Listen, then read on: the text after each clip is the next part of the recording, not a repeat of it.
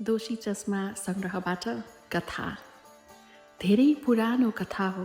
त्यस युगको कथा हो जब यो पृथ्वीका मानिस देवलोकका देवतासँग प्रतिद्वन्दिता गर्थे।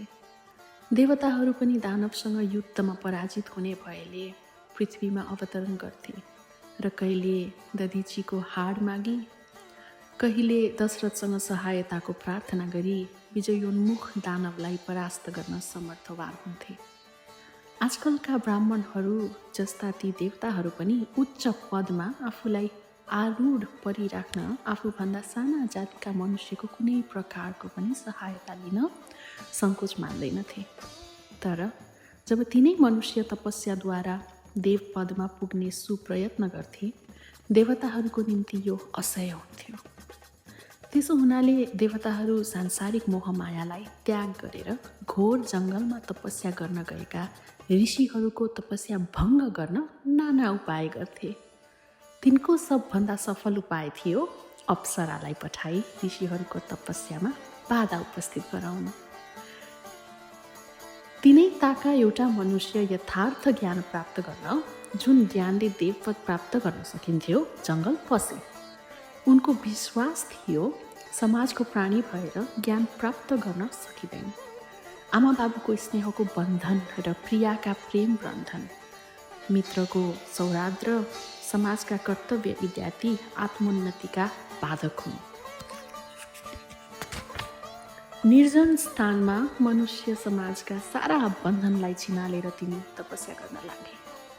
जङ्गलका कन्दमूल र कुटीमेरको सानो नदीको स्वच्छ जलले छुँदा र पिपासा शान्त गरेर सारा समय तिनी समाधिमा लीन हुन्थे। समाधिमा बसेका बखतमा हिंसक पशु आफ्नो नृशंसतालाई बिर्सेर यिनलाई घेरेर बस्थे। मृगशावकहरू ऋषिसँग आफ्नो घनिष्ठता प्रकट गर्न सिंह, बाघ, भालुका समुदायले ठेल्दै ऋषिसँग टाँसिन पुग्थे। तपोभूमिको शान्ति भङ्ग होला भन्ने आशंकाले बाघहरू आफ्नो टाउको तलसम्म निहुराएर बिस्तारै हिँड्थे। मृग र खरायोहरू मात्र निर्भयले बुर्लुक बुर्लुक उफ्रन्थे।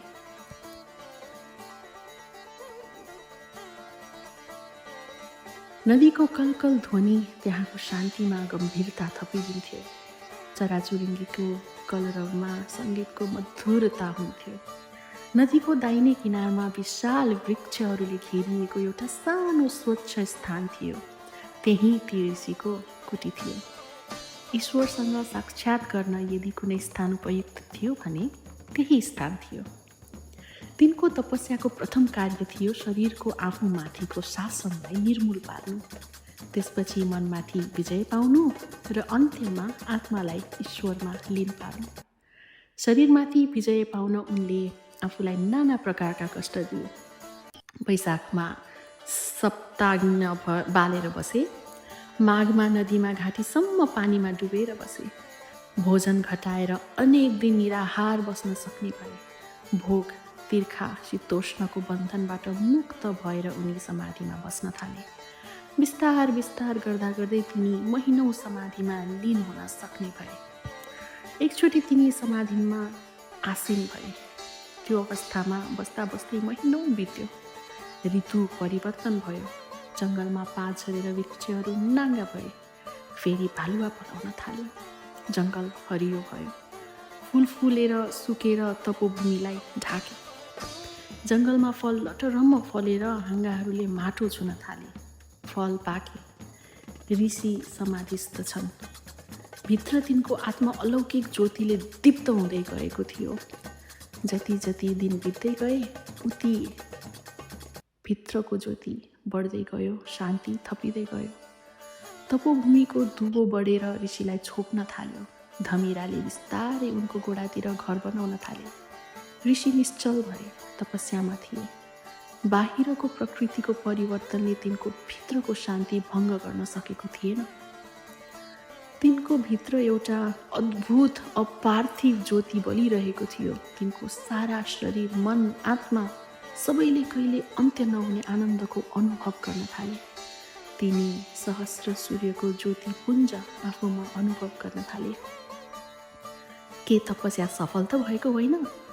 ऋषिका आँखा आफै उग्रेर आफ्नो चारैतिरको प्रकृति परिवर्तन, आफ्नो शरीरका छातीसम्म धमिराले लागेको माटोको गुणको ध्यानै नराखी तिनको प्रथम दृष्टि पर्यो स्नान गरिरहेकी एउटी रमणीमाथि।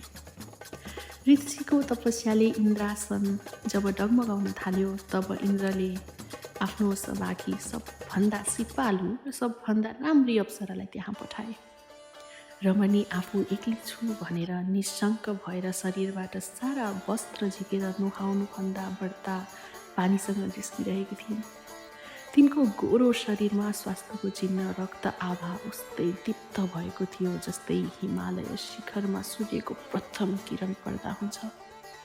घुँडासम्म नदीमा उभिएर अञ्जुलीमा पानी लिन भनेर निहुरिँदा वस्त्र नभएको तिनको शरीर रजनीगन्धाले निर्मित भएको जस्तो शुभ्र देखिन्थ्यो। आहार पाएपछि चन्चु प्रहार गर्न उद्धत भएका पक्षीद्वय जस्ता अधोमुखी स्तन युग्म महान सुन्दरताका केन्द्र थिए। यस्तो त्यो युवतीमाथि उद्धोरता ऋषिको दृष्टिपात भयो। भित्रको शान्ति र आनन्द र बाहिरको निर्जन एकान्तमा नदीको धारामा उभिएकी नदीको प्रभावले आफूलाई दृढ पारेर उभ्याउन नसकेर बेत जस्तो काम्न थालेकी सुन्दरी युवतीमा ऋषिले केही भेदको अनुभव गरेनन्। समाधिको पराकाष्ठा वा ऋषिको मर्न नसकेको वासनाको प्रतिमूर्ति ती रमणी थिइन्। ऋषि बिस्तारै उठे। तिनी बसेको ठाउँमा घाँस उम्रेको थिएन।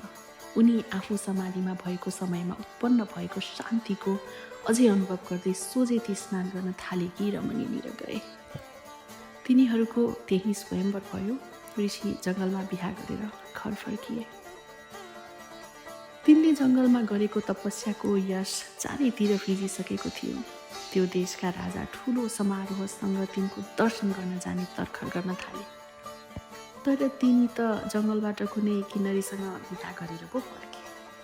ऋषिको यत्रो ठुलो पतन देखेर सारा समाज विस्मयमा पर्यो। स्वागत गर्न तत्पर भएका मानिसहरूले एउटी युवतीलाई तिनको साथमा देखेर मुख फर्काए। जान्ने सुन्नेले यो ऋषिको तपस्यादेखि आत्तिएर इन्द्रले पठाएको कुनै अप्सरा हो भन्ने निश्चय गरे। तिनी एउटा गाउँमा घर बनाएर त्यहाँका मानिसहरूले गर्ने व्यवसाय कृषि गरेर गृहस्थी गर्न थाले। कालगतिले तिनलाई सन्तान पनि भयो। गाउँलेहरूलाई सानोतिनो आफूबाट हुने सहायता दिन तिनी र तिनकी पत्नी सदैव तत्पर हुन्थे। गाउँमा कोही बिरामी भयो, तिनकी पत्नी सेवामा पुग्थिन्। राजाका ढोकामा शमशानमा पहिलेका ऋषि तर अहिलेका 2 कुमारका पिता गाउँका मान्छेहरूका साथ दिन्थे। तिनको सानोतिनो दया र सहायताका पात्र त्यस गाउँका सारा प्राणी थिए। कुनै गाउँलेहरूलाई कष्ट पर्दा तिनी कहाँ खुर्र गएर आफ्नो अधिकार नै छ जस्तो गरेर उनीहरू तिनका सहायताको दाबी गर्दथे। तर तिनको ऋषित्वको पतन गाउँलेले बिर्सन सकेनन्। तिनीहरू आफ्ना घर अघि आँबो गाडी गाईको छाप्रो बनाउन भनी व्यस्त भएका ती ऋषिलाई शङ्काका दृष्टिले हेर्थे।